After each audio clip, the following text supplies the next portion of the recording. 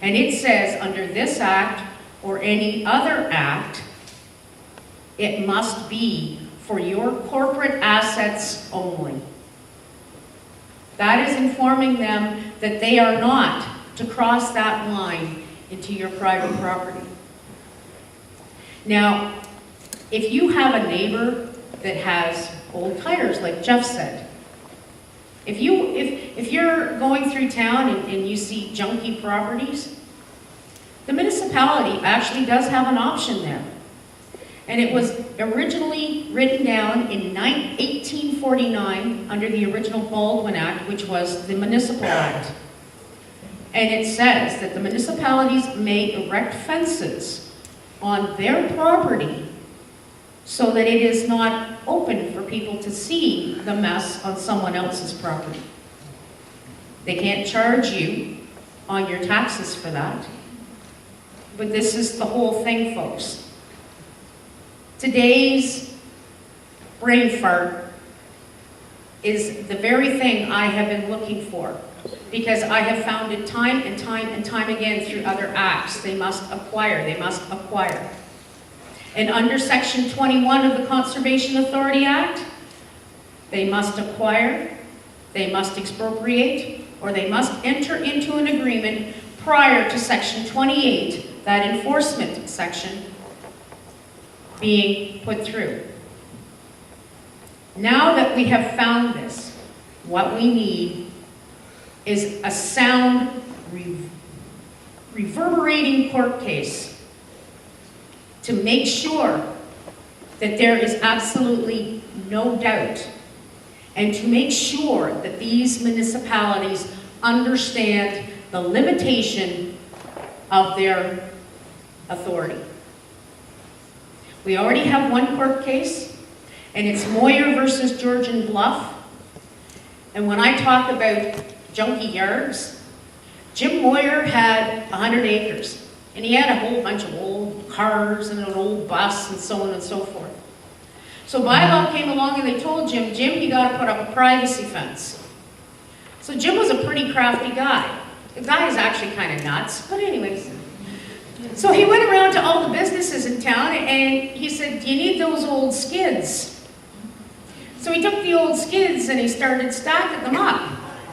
That was his privacy fence. Well, bylaw didn't really like his privacy fence. So anyways, Jim's pretty cheap too, by the way. Anyways, so bylaw came, and not only did they take his Art Deco privacy fence away, but they also took a lot of his old vehicles. They took them to the wrecking yard. And then they took the cleanup costs and put them on his property taxes. Well, Jim decided he wasn't going to put up with that, and so he sued. Jim won. The bylaw inspector is to know and understand the limitations of his legal authority, and the township had committed a trespass. So Jim walked away with $52,000 in cash. The cost for the removal on his property taxes was revoked, and he got his legals. Good for him. So we've got one. Now we have to get the urbans to stand up and fight for their rights. Personally, I would like to see in the city of Ottawa, because to be perfectly honest, I have always not really liked Mr. Watson with just about every fiber of my being, since he told me that I am not allowed to smoke in my brother's shop. But guess what? My brother's shop is not an asset of the municipality where I live. And not only that, those are my interests under Section 109 of the British North America Act. And Mr. Watson cannot expand his interests on the provincial level to interfere with my interests in my shop. Your brother's shop. I am a co-owner. And I painted the damn sign. And actually, that should have been a clue into me years ago. I don't know if, did it, I'll say this, okay. Who here has heard the bylaw story? Just tell the story. Okay. Agreed. A few years ago, I'm driving into the parking lot of my brother's shop, and the sign, it's this great big huge steel thing, and it's getting all rusty. So I decided I was going to paint the sign and freshen it up. So I'm out there painting away, and bylaw comes along, and he says, do you have a permit for that? I said, I don't need a permit. I was being nice. He says, you need a permit? No, I don't. Yes, you do. No, I don't. He said, yes, you do, one more time. And I said, listen, I said, if you don't stop bothering me, I'm going to go into the shop and I'm going to dial 911 and I'm going to have you charged for criminal trespass. And he looked at me and he said, you have to have a permit. I have a badge. I told him that and $1.45 would get him a coffee. He got really mad about that. So he started yelling at me. So I thought I'd had enough of this, so I went into the shop and I picked up the phone and I dialed 911. There is a man here and he won't leave. Well, the idiot was stupid enough to follow me into the shop and was yelling at me. And he's scaring me. As soon as I said those words and he realized that I had called the police, he was out of that door like 90. He never came back. Because I know my rights. He was committing criminal trespass. Now that I have this section, I know for a fact that the only signs that they have any jurisdiction over are their very own signs. This is the thing. If you have a sign on your private property, sure, you can't have dirty words on it and so on and so forth. And you have to have respect for your neighbors. Like, it can't be neon pink, because even though I'm not a rural person, I think I would lock and load on a pink sign. But that's the thing. Common law is based on the fact that you do unto others as you would have others do unto you. It's that golden rule. There are restrictions. Like, if you're going to build a house, you can't build it so close to your neighbor's property that the water from the yeast trough is going to go onto their property. That's why when you see the old buildings on the main streets, they slope backwards so that the snow and rain will fall onto that property, which is theirs. You can't dig so close to the property line that his dirt, his soil, is actually going to fall onto your property or into the hole you're digging. You can't block up the streams. You can't pollute the water because you're affecting all of your neighbors. But that's what common law is all about. And that little old lady that can't cut her grass anymore, remember the good old days when you went over and you said, can I give you a hand? Where did that go?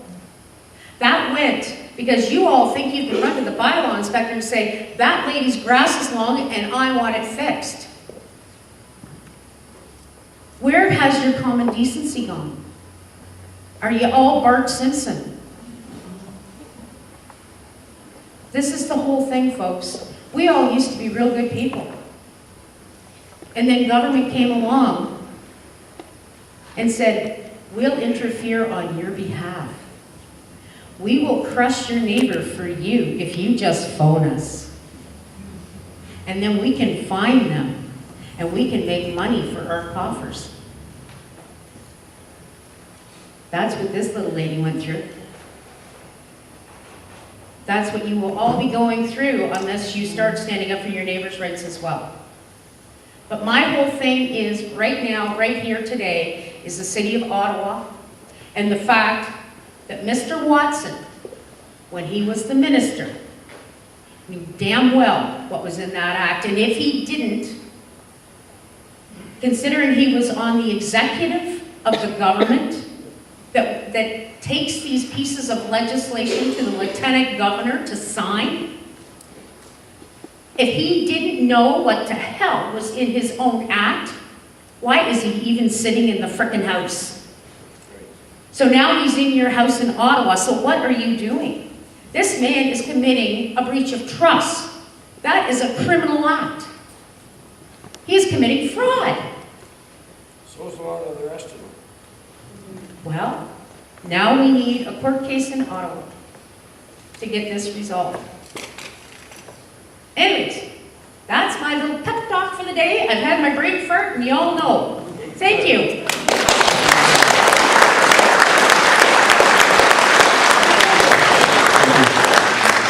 Okay, now I've talked to people here in the audience about conservation authority issues, property standards, and easements. So, here's the conservation authority question that I had. Someone had a piece of property, they had a pond, the pond was being used by the fire department, and the conservation authority came in. No? You're scared, we're here. Okay, people, come on. You got opportunities, yes, sir. Well, I haven't got the pond. I don't have a pond, but the Conservation Authority, first of all, the Township of Port Hope and the Planning Department in there are saying that I need to have the permission of the Conservation Authority for them to issue a building permit for myself. And they have found out that on account of a river going nearby, that I do not have access to my field, and therefore I don't have, or they will not issue an access permit, and without an access permit, they cannot issue a building permit. And therefore, because of all these permits, they are effectively stealing my property. So, what is their jurisdiction? What is their authority in all of this? How far can they go? Would you like to field that question? Me? Or Terry? Terry? You want Terry or me?